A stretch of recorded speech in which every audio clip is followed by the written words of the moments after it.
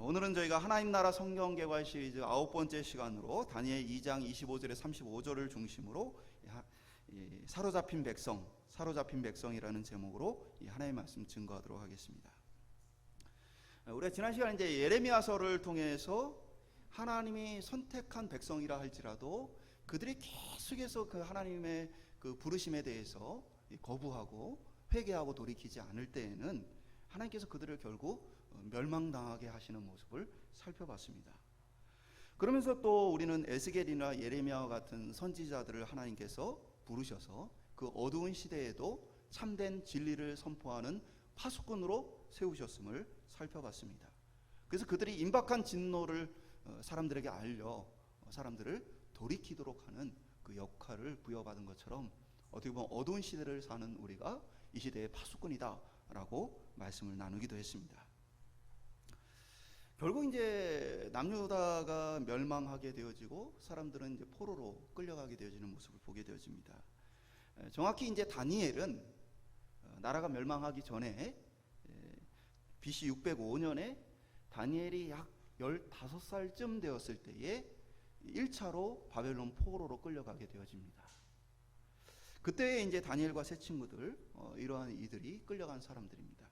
그리고 또 남유다가 멸망하기 전에 한 번 더 포로가 끌려가는 일이 벌어지게 되어지는데 그때가 이제 BC 597년에 에스겔을 비롯한 제사장과 레위인들 어떤 종교 지도자들의 상당수가 바벨론으로 포로로 끌려가게 되어집니다. 그러니까 하나님께서 벌써 바벨론 손에 의해서 멸망당할 상황을 2번이나 경험하게 했어요. 근데도 이 백성이 돌이키질 않았던 거죠.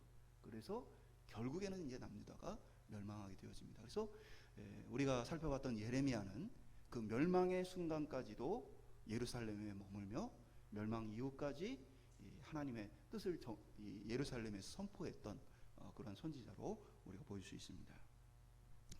그렇다면 이렇게 포로로 끌려갔던 이들의 삶은 어떠했을까요? 이 포로기의 하나님의 백성들의 삶은 어떠했는지 오늘 저희가 살펴보기를 원하는데, 사실 이들에게는 큰 충격이었습니다.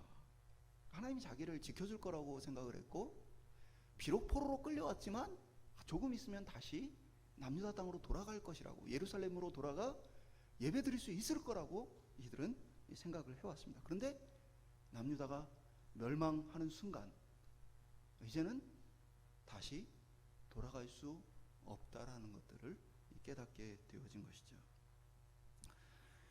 우리도 이제 일제 강점기를 경험하면서 수많은 지식인들이 친일 활동을 했던 것을 보게 되어집니다. 만약에 이들에게, 그들 중에는 또 상당수가 사실은 나라의 독립을 위해서 애썼던 그런 사람들도 있습니다. 그런데 독립을 위해 외쳤던 목소리가 어느 날 친일 행위로 바뀌게 되어진 거예요. 왜 그렇게 됐을까요? 소망이 보이지 않았기 때문에 그런 거예요. 조선이 다시 독립을 한다.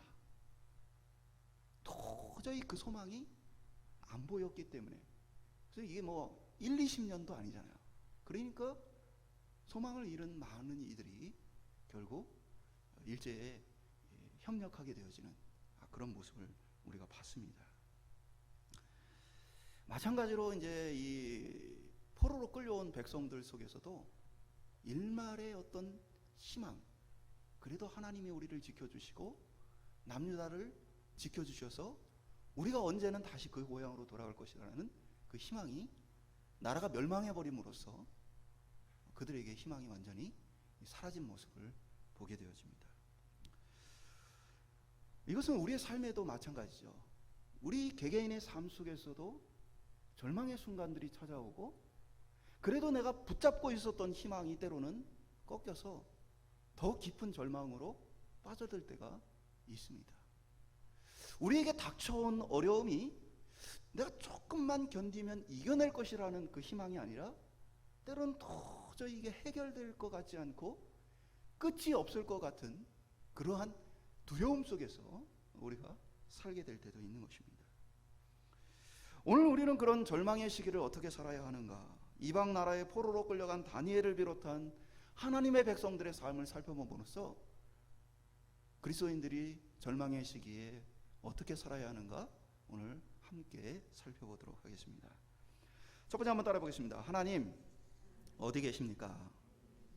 말씀드린 대로 이제 다니엘은 1차 포로로 잡혀오는 그때 먼저 포로로 잡혀왔어요. 그리고 2차로 에스겔과 같은 종교 지도자들이 잡혀왔습니다. 이것은 남유다를 다시는 반역을 일으키지 못하도록 나라의 똑똑한 사람들, 지도층들을 유배시켜 버린 것입니다. 이것은 우리가 이제 우리 역사도 참 보면 이스라엘과 비슷한 일들을 많이 겪었어요. 우리는 이제 고려인들이 있죠. 이들이 중국이나 아니면 러시아 당시에 소련 하에서 살고 있었습니다. 근데 이제 특별히 이제 소련 지역 같은 경우는 각 민족을 중심으로 자치구를 형성하고 허락을 해주는 상황이었어요. 근데 이제 이 조선 사람들이 많이 모여 사니까 사실은 이 사람들에게 자치구를 줘야 돼요. 근데 자치구를 주지 않기 위해서 이 조선 사람들을 다 중앙아시아 여러 곳곳으로 흩어버립니다. 강제 이주시켜버립니다. 그럼으로써 이들이 함께 마음을 모아서 목소리를 낼 수 있는 기회를 빼앗아 버리는 거죠. 그러니까 당시 바벨론도 똑같은 전략이었어요.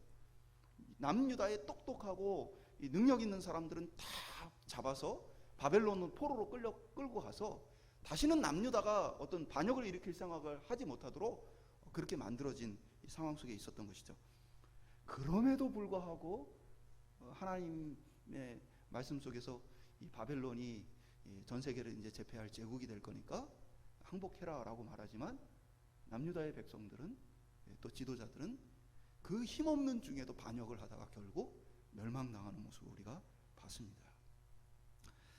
이때 많은 사람들의 고백 속에는 하나님, 이 하나님의 백성들이 이렇게 고통을 당하고 있는데 반면에 이 바벨론의 이방의 사람들은 그 포악한 악한 행위와 정말 이 우리를 수탈하고 괴롭히는 그러한 악한 삶을 사는데도 왜 그들은 성공하고 승리하고 형통합니까?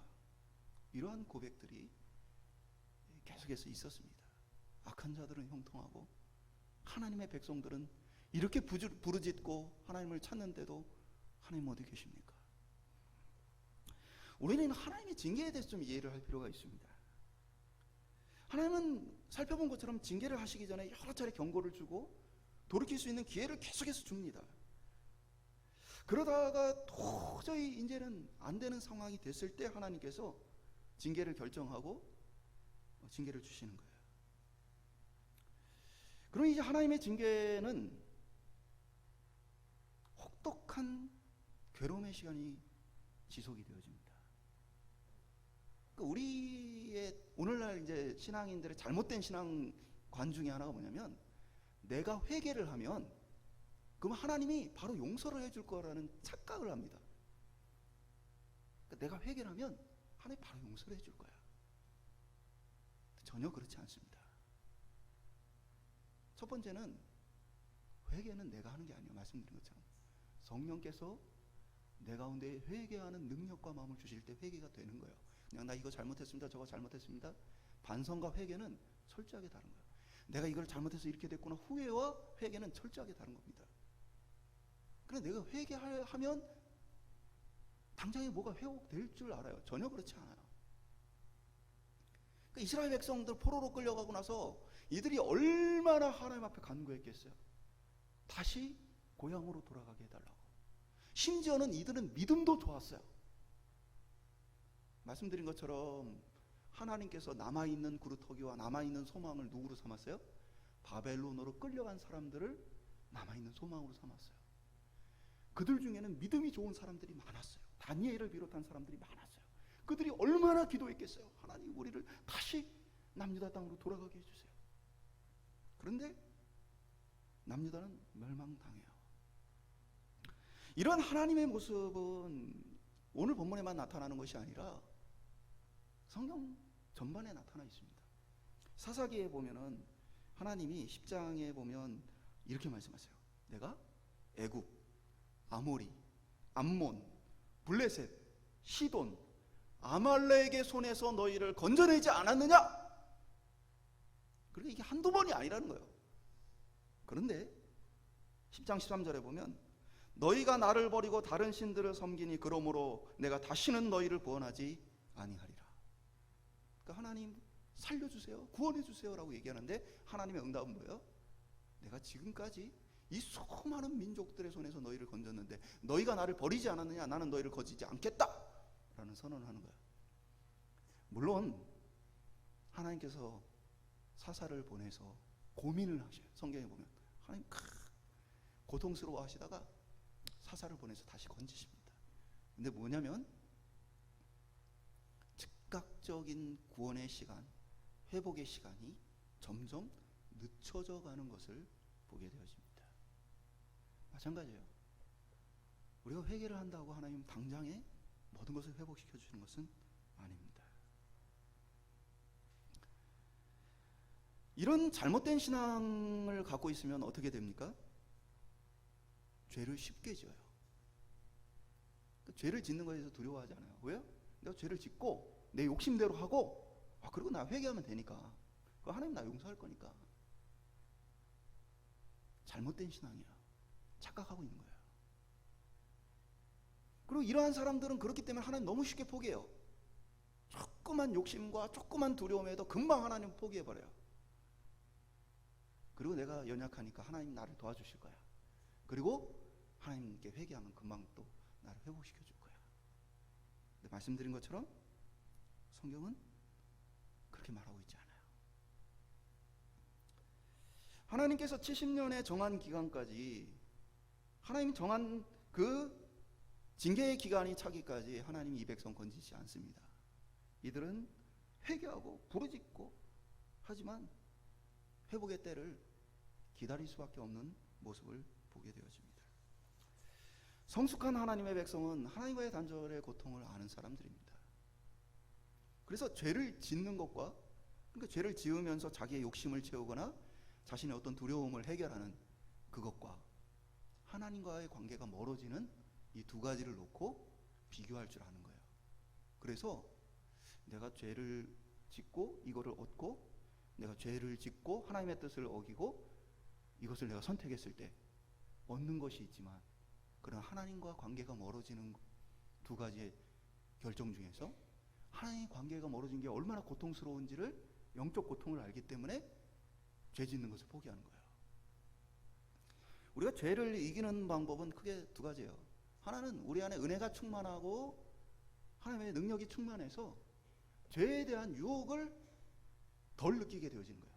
과거에는 세상의 욕심을 가지고 막 했던 게 이제 예수 그리스도의 은혜로 채워져서 이제 세상의 그러한 것들이 별로 나를 유혹하지 못해요. 세상의 어떤 그러한 것들이 나에게 덜 나를 힘들게 해요. 나를 덜 두렵게 해요. 그 하나는 내 안에 은혜가 충만할 때 우리가 죄로부터 좀 자유로워져요. 그러나 이제 그럼에도 불구하고 우리가 완벽하지 않기 때문에 여전히 죽는 날까지 우리는 죄의 유혹과 죄를 지으라는 이 우리를 강압하는 두려움 속에 살 수밖에 없어요. 또 하나의 죄를 이기는 방법은 바로 우리가 하나님을 두려워할 줄 아는 거예요. 그래서 내가 이렇게 했을 때 하나님과 내 관계가 멀어지겠구나, 그 영적 고통이 심각하겠구나, 그것을 생각할 때에 죄를 멀리하고 경계하게 되어지는 거예요. 이런 시기가 찾아오면 기도를 해도 답답해요. 기도가 사실은 안 돼요.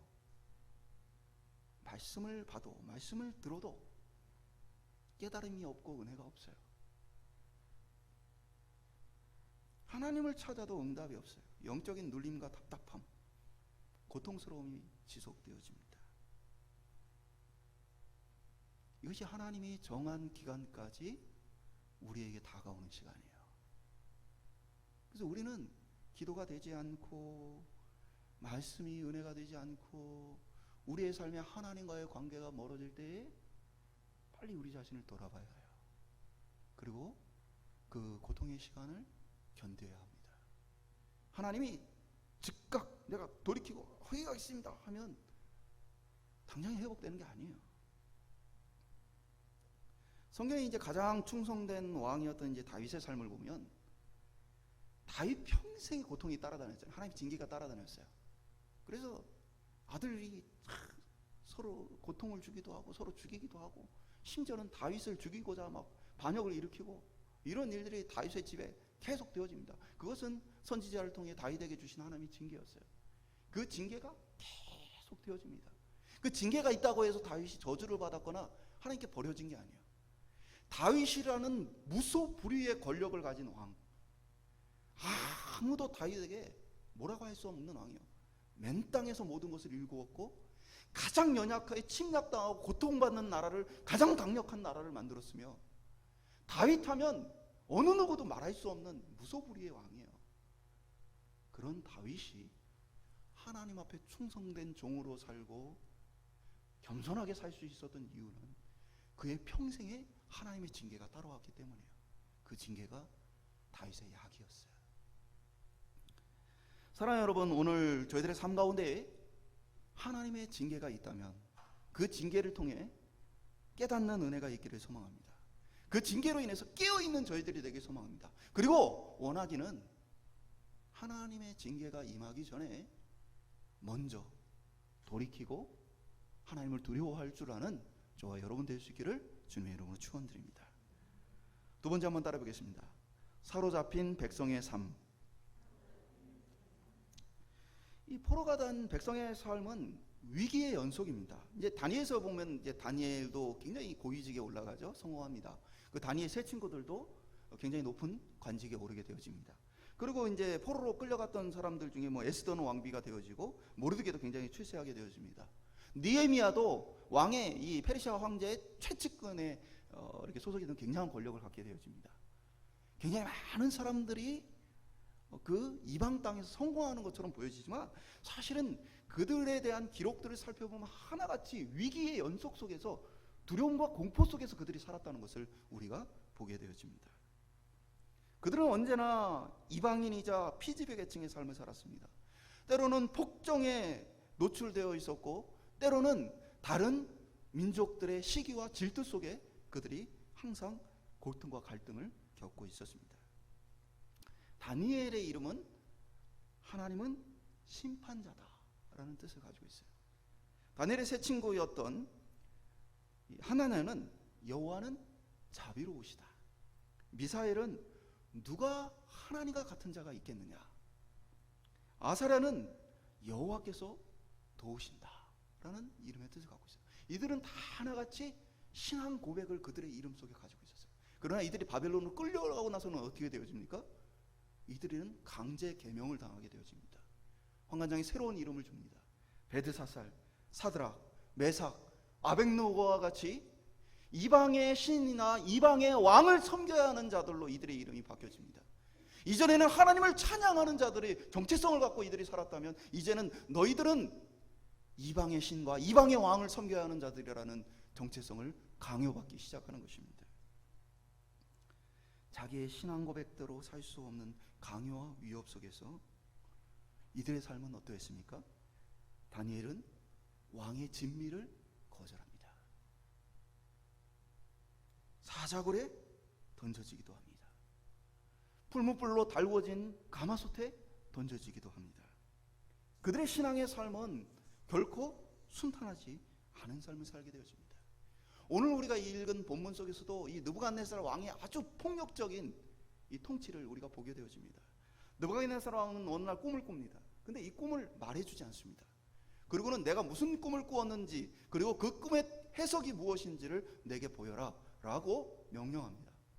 그러니까 당시에 이제 다니엘을 비롯해 똑똑한 전 세계의 똑똑한 애들을 딱 모아가지고 걔네들을 훈련시켜서 어떻게 보면 이제 나라를 이끌어갈 인재를 만들어 가는데 그 많은 이 젊은이들과 또 많은 각 나라의 어떤 지혜자들을 다 모아서 선언하는 거예요. 내가 꿈을 무슨 꿈을 꾸었는지 맞추고 또 그 꿈의 해석을 내라. 그렇지 않으면 너희를 다 죽이겠다. 그러니까 이 두려움에 사로잡힌 신하들이 왕이야. 무슨 꿈을 꾸었는지 그 꿈을 우리에게 알려주십시오. 그럼 우리가 해석을 하겠습니다. 그러니까 느부갓네살이 아니다. 내가 무슨 꿈을 꾸었는지를 너희가 말하고 그 꿈의 해석을 내라. 안 그러면 다 죽일 것이다. 그리고 왕의 시위 대장이었던 아리옥이 이 대상자가 되어진 사람들을 다 찾아 죽일 준비를 하고 있었어요. 다 체포하고 있는 상황 속이에요. 그래서 다니엘의 세 친구 역시도 사실은 이러한 쫓기는 상황 속에 놓이게 되어집니다. 그때 다니엘이 왕 앞에 서게 되어지죠. 그러니까 다니엘의 삶 역시도 뭡니까? 바벨론에 끌려가서 그 두려운 폭력적인 정치에 그 위협 속에 노출된 삶을 살고 있었던 거예요. 근데 이 다니엘의 삶은 우리하고 크게 다르잖아요. 이 땅을 살아가는 우리의 삶 마찬가지입니다. 이 땅은 하나님의 나라와 하나님의 공의가 완벽하게 실행되어진 땅이 아닙니다. 그래서 이 땅에는 여전히 온갖 폭력과 온갖 부조리와 온갖 악한 것들이 아직 많이 있습니다. 우리가 예수를 믿고 우리의 신앙 정체성을 가지고 살기에는 너무나 힘든 순간들이 많은 것이 이 땅의 삶입니다.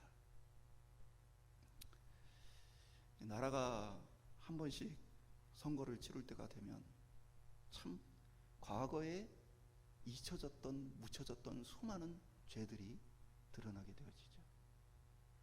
우리가 이러한 모습들을 보면서 우리가 사는 세상이 아직도 이렇구나라는 충격을 받게 되어져요.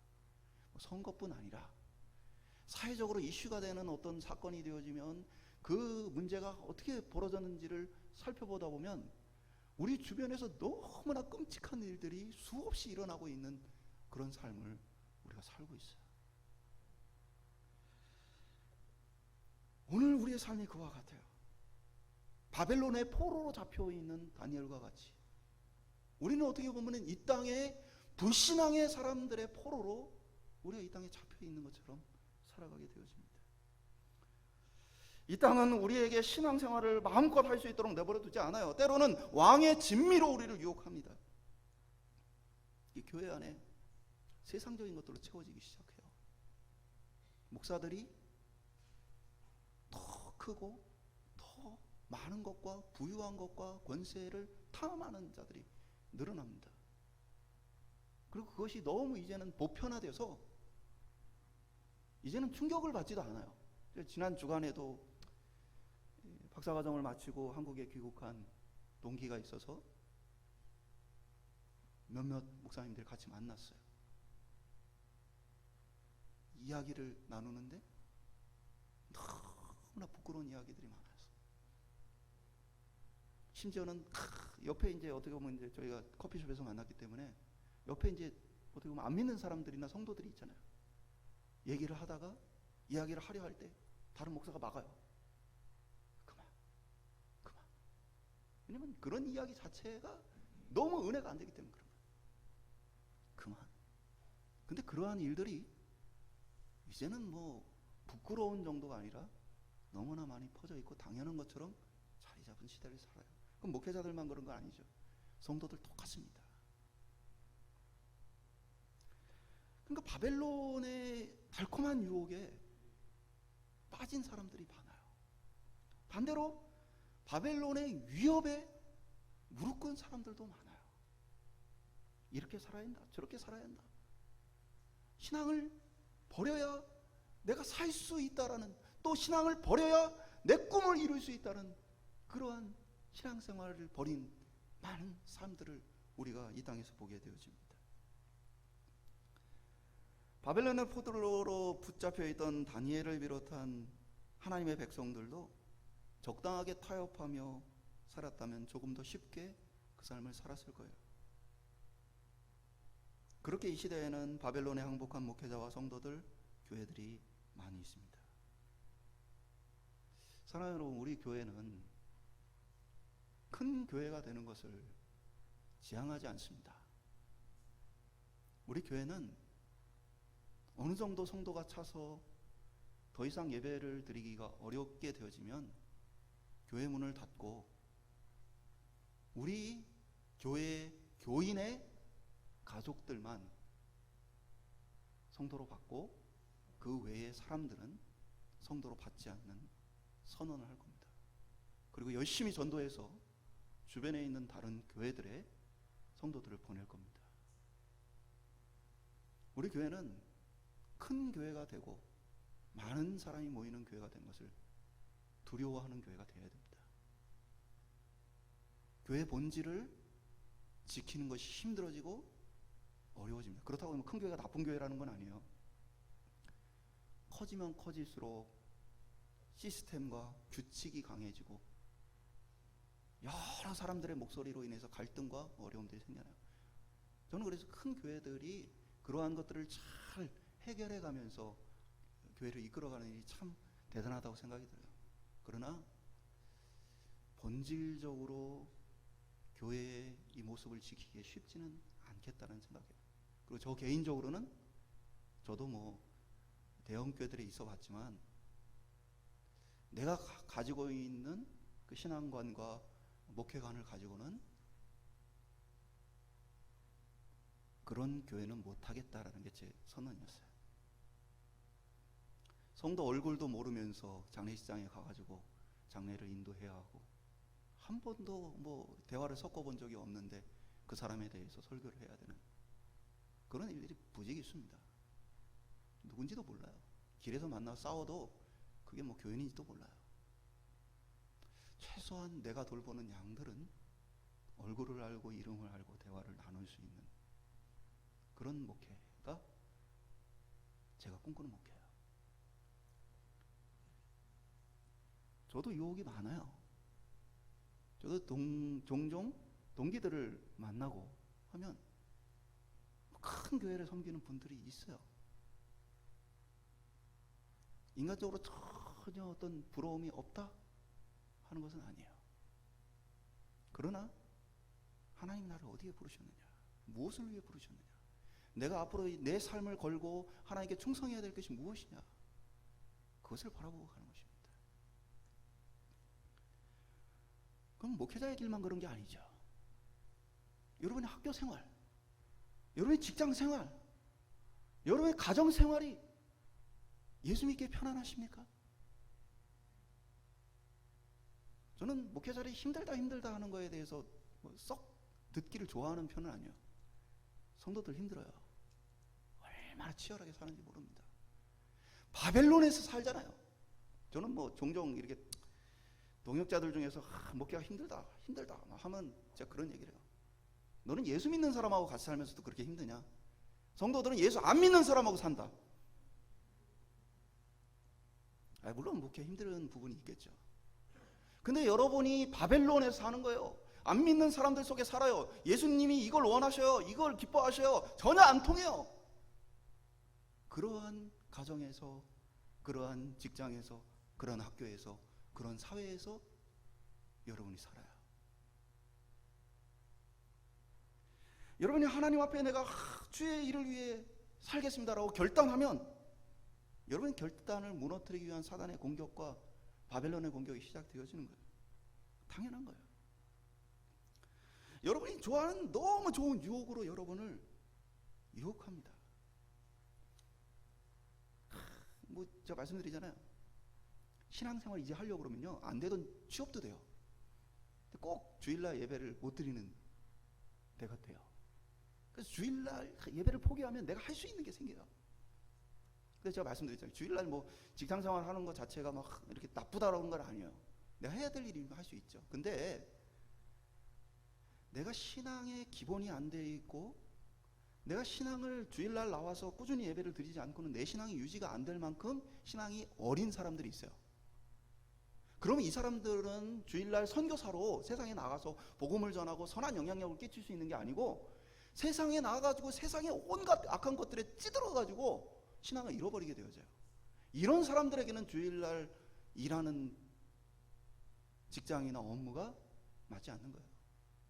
뭐가 기준이에요? 신앙이 기준이에요. 그런데 수많은 사람들이 하나님을 버려요. 은혜를 받고 결단을 하고 내가 이제 예수 믿겠다 하면 그런 유혹이 찾아오고, 그러면 언제 그랬냐는 듯이 신앙을 버려요. 그리고 주님, 제가 성공해서 돌아오겠습니다. 우리 주님이 원하시는 건 그런 성공이 아닙니다. 오늘 저와 여러분 속에서 마귀가, 세상이 우리를 예수 믿지 못하도록 하는 수많은 일들, 수많은 위협과 유혹 속에서 견뎌낼 수 있기를 소망합니다. 우리는 세상에 던져졌습니다. 우리는 바벨론 속에 살아갑니다. 우리는 그렇기 때문에 절실하게 하나님의 은혜가 필요하다는 사실입니다. 마지막으로 따라해 보겠습니다. 하나님의 나라는 그곳에도 있다. 제가 오늘 설교의 부제목으로 이걸 달았어요. 하나님의 나라는 그곳에도 있다. 그러니까 한번 생각해 보세요. 내가 기도를 해도 기도가 안 이루어져요. 이게 바벨론의 포로 생활 속에 너무 힘든 상황 속에 놓여 있어요. 그 눈앞에 보여지는 건 왕의 명령이에요. 죽이겠다. 달려드는 왕의 명령이 눈앞에 있어요. 근데 어떻게 하나님의 백성으로 살아남을 수 있느냐는 거예요, 이 땅에서. 비록 우리의 기도대로 모든 것이 응답되지 않고 눈앞에 하나님은 안 보이고 바벨론 왕의 폭정이 생생하게 그들을 위협하고 있지만, 그러나 다니엘은 눈에 보이지 않는 하나님을 신뢰했어요. 자신의 기도대로 응답해 주지 않는 그 하나님을 신뢰했어요. 그러면서 오늘 본문은 하나님께서 이 바벨론 땅에도 역사하고 계심을 보여줍니다. 하나님은 예루살렘에만 머물러 있는 분이 아니야. 하나님은 바벨론으로 끌려간 포로들 가운데 함께 계시는 분이야. 그래서 에스겔 선지자가 환상을 보잖아요. 예루살렘에서 하나님이 떠나시는 환상을 봅니다. 그리고 하나님이 바벨론 그발강가로 임하시는 환상을 보게 되어집니다. 바벨론 포로로 끌려간 백성들에게 찾아가시는 모습을 봐요. 그리고 또 다시 예루살렘으로 돌아오시는 하나님을 환상을 봐요. 그것은 나중에 예루살렘을 회복시킬 거다라는 약속이기도 했죠. 그러니까 하나님은 지금 포로로 끌려가 있는 다니엘에게 찾아와 말씀해 주시는 거예요. 다니엘이 이 사실을 알아요. 다니엘이 2장 28절에 뭐라고 얘기합니까? 오직 은밀한 것을 나타내실 이는 하늘에 계신 하나님이시라.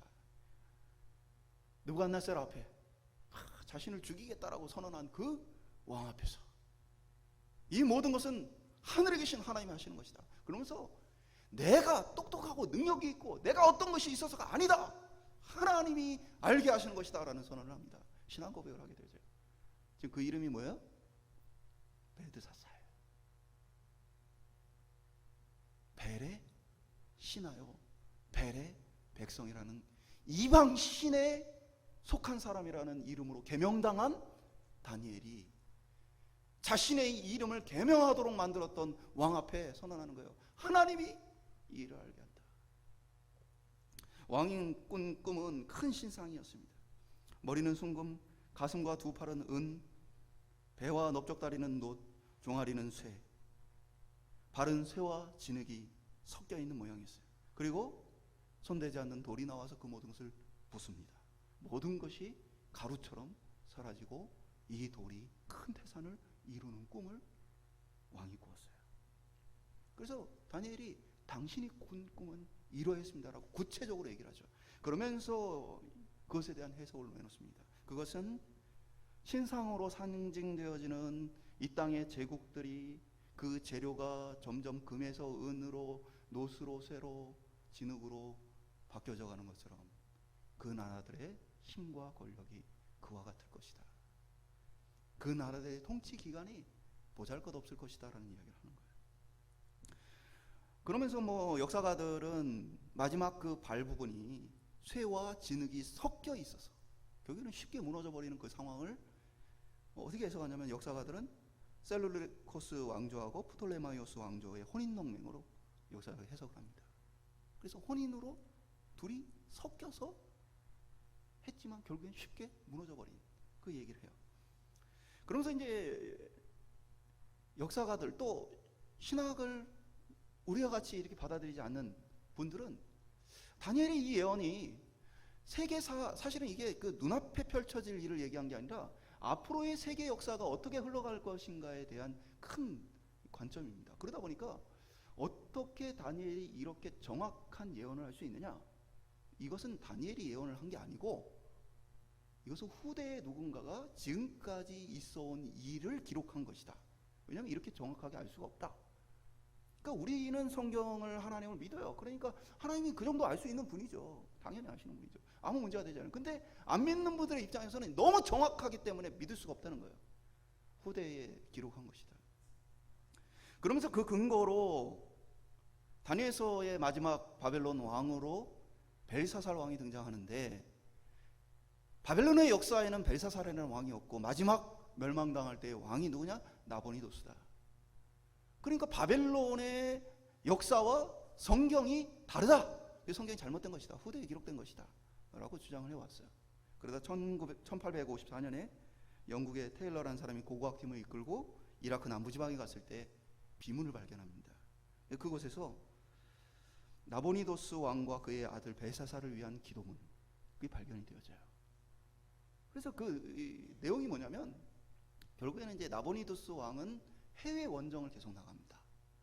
그러니까 장기간 해외 원정을 나가니까 나라를 맡겨놓고 가야지. 누구한테 맡겨놓은 거예요? 아들인 벨사살에게 맡겨놓은 거예요. 그래서 실제 통치는 벨사살이 하고 아버지는 군대를 이끌고 원정을 나갔어요. 근데 원정에 나갔는데 결국에는 원정이 실패합니다. 그러고는 바벨론으로 돌아오지 않고 그가 보리시파라는 곳에 성을 짓고 그냥 거기서 향락을 즐기며 삽니다. 그러니까 쉽게 얘기하면 자기의 어떤 꿈이 좌절되고 자기 목표가 좌절되고 나니까 그냥 거기 폐인처럼 그냥 향락 속에 빠져서 그냥 지내게 되어져요. 그러니까 결국에는 이제 바벨론이 멸망이 눈앞에 왔는데도 불구하고 오늘 우리가 이제 다니엘서에 보면 벨사살 아들도 향락에 빠져 있고 아버지도 향락에 빠져 있고 나라를 건질 생각을 못 하니까 쉽게 아주 어이없게 이 바벨론이 붕괴되는 모습을 보게 되어져요. 안 믿는 사람의 입장에서는요, 성경이 정확해도 못 믿어요. 그래서 이 역사가 이것을 증명해 줬어요. 그러니까 이 다니엘의 이 모든 하나님의 말씀을 전한 것은 하나님은 예루살렘에만 머물러 있는 것이 아니라 바벨론에 계시고 바벨론에 그냥 거기에 계시는 것이 아니라 온 세계의 역사를 움직이는 주인이시다. 모든 것을 그의 뜻 안에서 이끌어 가시는 분이시다. 다니엘은 이 사실을 보게 되어진 거예요. 그러니까 다니엘이 어떻게 합니까? 당당하잖아요. 왕의 비유를 맞추려고 하지 않아요. 다니엘을 보면요, 다니엘이 왕을 느부갓네살을 책망합니다. 당신이 교만해가지고 지금 이렇게 되지 않았냐? 책망합니다. 그러니까 느부갓네살이 회개합니다. 다니엘이 벨사살에게 경고합니다. 벨사살이 다니엘을 셋째 치리자로 삼습니다. 말씀드린 것처럼 첫째 치리자는 누구예요? 자기 아버지 나보니도스 왕. 둘째 치리자는 자기 자신. 그리고 그 밑에 다니엘을 세웁니다. 근데 이제 바로 나라가 멸망해요. 하나님께서 왕으로 다스리는 하나님의 나라는 교회 안에만 있는 것이 아닙니다. 하나님의 나라는 바벨론에도 있는 것처럼 하나님의 나라는 우리의 불신앙의 가정에도 있고 우리의 불신앙의 학교에도 있고 우리 불신앙의 직장에도 있습니다. 하나님이 모든 것을 다스리십니다. 그렇기 때문에 다니엘은 왕의 눈치가 아닌 하나님의 눈치를 봤습니다. 하나님의 뜻을 헤아려 살았습니다. 당장의 눈앞에 느부갓네살 왕은 거대한 신상과 우상처럼 강력한 것처럼 보여졌지만 다니엘이 오늘 이 본문에서 얘기한 것처럼 그것은 가루처럼 곧 사라져 버릴 것이야. 그러니까 사실 이 느부갓네살이 꾼 꿈의 핵심은 세계 역사의 흐름이기도 하지만 동시에 뭡니까? 영원한 하나님의 나라가 오면 이 땅의 모든 것들이 가루처럼 부서져 버릴 것을 이야기해요. 세상 사람들이 그토록 아끼고 대단하게 여기고 그렇게 가지고자 했던 모든 것들이 가루처럼 사라질 것을 이야기하고 있는 거예요. 그러니까 다니엘은 세상보다 하나님을 그의 마음속에 염두에 두고 살았던 거예요. 저는 우리가 사는 세상이 만만하다 말씀드리는 게 아니에요. 그렇기 때문에 하나님 바라볼 수 있다라고 말씀드리는 게 아니에요. 바벨론의 유혹은 너무 크고요. 바벨론의 유혹은 너무 커요. 우리의 힘으로 이 땅에서 신앙인으로 살아가는 건요 거의 불가능합니다. 그저 하나님의 왕되심을 신뢰함으로 하나님을 믿을 뿐이에요. 오늘부터 저와 여러분의 모든 삶의 현장에서 하나님의 나라를 기대할 수 있기를 소망합니다. 그리고 하나님의 나라가 속히 임하기를 열망하는 신앙생활을 할 수 있기를 소망합니다. 이방의 바벨론 땅에서 다니엘이 하나님 나라였어요. 다니엘이 그 땅에서 하나님을 이야기하고 하나님의 통치를 선언합니다. 그 하나님의 통치 앞에 바벨론의 왕들이 벌벌 떨었어요. 오늘 저와 여러분이 그렇게 되기를 소망합니다. 우리가 세상을 두려워하고 세상을 염려하고 세상의 유혹에 빠져 있는 것이 아니라 하나님의 백성으로 이 땅에 하나님의 나라를 보여주길 소망합니다. 하나님이 우리를 통해 역사하시기를 소망합니다. 바벨론에 무릎 꿇지 않고 하나님을 진정한 왕으로 섬기는 우리가 바로 하나님의 나라입니다. 말씀 맺도록 하겠습니다. 반복된 불순종과 불신앙의 삶은 우리로 하나님을 경험하지 못하게 합니다. 이러한 삶을 우리가 계속 살다 보면 어느 순간 이제 기도를 해도 기도가 되지 않고 응답이 없고 마음은 공허하고 하나님의 은혜는 맛보지 못해서 갈급함으로 가득한데 하나님을 찾아도 당장에 하나님의 이끌어 주심이 없어요. 이러한 공허함이 깊게 찾아온 삶, 하나님의 은혜의 때를 기다려야 하는 삶입니다. 이 징계는 우리를 버리기 위함이 아닙니다. 이 침묵은 우리를 버려놓기 위함이 아니에요. 이 침묵은 우리로 하여금 우리 자신을 철저하게 깨닫고 반성하고 돌이켜서 하나님을 두려워하게 함으로 하나님을 진정으로 바라보게 변화시키는 것입니다. 인생의 위기와 어려움이 찾아오고 그 속에서 소망이 없고 그 속에서 문제가 해결되지 않아 답답해 하시는 분들이 계시다면 오늘부터 하나님의 이 징계가 나를 하나님의 나라 만드는 방법이다. 하나님 나를 버린 것이 아니고 나로 더 하나님을 열망하고 사랑하게 하시는 하나님의 침묵이다. 침묵의 부르심이다.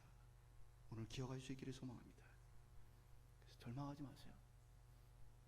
하나님은 끝까지 하나님을 찾는 자를 단 한 사람도 포기하거나 버린 적이 없습니다. 또한 우리는 불신앙의 한복판에 살고 있는 사람입니다. 다니엘이 포로되었던 것처럼 우리는 어떻게 보면 이 땅의 포로처럼 살아갑니다. 이 땅을 살아가는데 우리의 신앙의 원칙대로 살 수 있는 게 아니고 불신앙의 세상 속에서 우리는 불신앙을 강요당합니다. 우리의 생각하는 것, 말하는 것, 우리의 결정하고 판단하는 모든 것에 불신앙을 강요당합니다. 때로는 그것이 상식이라고 들려지고 때로는 그것이 배려라고 들려지고 때로는 그것이 옳은 것이라고 들려지며 우리로 신앙생활하지 못하도록 하는 것이 얼마나 많은지 모릅니다. 때로는 우리를 유혹합니다. 더 많은 것을 가질 수 있는 기회를 주고 더 많은 것을 누릴 수 있는 길들을 보여줍니다. 많은 하나님의 뜻이 무너져가는 가운데 나의 이익을 추구할 수 있는 길들을 보여줍니다. 때로는 위협합니다. 그대로 했다가는 망한다. 곧 죽을지도 모른다. 하나님의 뜻대로 살아. 하나님의 말씀대로 살아. 네 형편, 네 처지가 어떤데? 우리를 위협합니다. 오늘 우리가 이러한 힘든 불신앙의 한복판에 믿음으로 살 수 있는 이유는 하나님이 이 불신앙의 땅도 다스리고 계시기 때문입니다. 하나님이 이 불신앙의 땅에도 역사하고 계시기 때문입니다. 오늘 저와 여러분이 모든 우리 불신앙의 삶의 현장에서도 하나님의 왕되심을 믿고 그 능력을 체험하며 살 수 있길 소망합니다.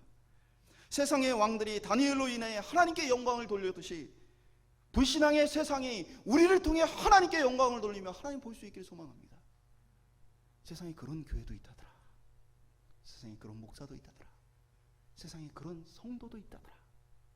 오늘 우리가 하나님의 나라가 되어서 다시 한번 하나님이 어떤 분이신지를 이 땅에 보여주고 나타내는 힘들지만 치열하지만 거룩한 구원의 길을 걸어가는 하나님 나라 백성으로 사는 저와 여러분 될 수 있기를 주님의 이름으로 축원드립니다.